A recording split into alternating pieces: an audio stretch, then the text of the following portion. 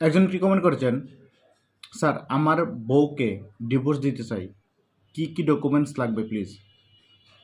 দেখেন, আপনার বউকে যদি ডিভোর্স দিতে চান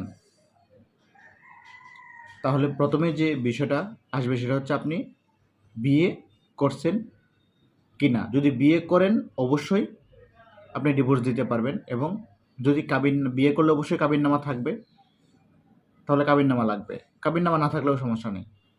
আপনার জন্ম নিবন্ধন অথবা ভোটার আইডি কার্ড লাগবে, আপনার ছবি লাগবে। তারপরে হচ্ছে আপনি যদি একতরফা তালাক দিতে চান তাহলে আপনার বউকে নোটিশ দিতে হবে।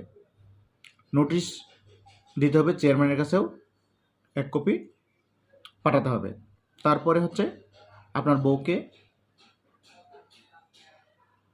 90 দিন মানে 3 মাস ইদ্যৎকালীন সময় পালন করতে হবে।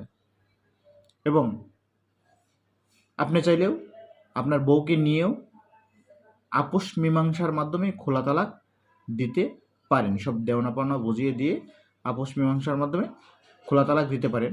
সেখানে সেম ডকুমেন্টসগুলো লাগবে, কিন্তু আপনাকে কোনো নোটিশ পাঠাতে হবে না, যেহেতু দুজনে মিলেই আপনারা ডিভোর্স দিচ্ছেন। আশা করি উত্তরটি পেয়েছেন।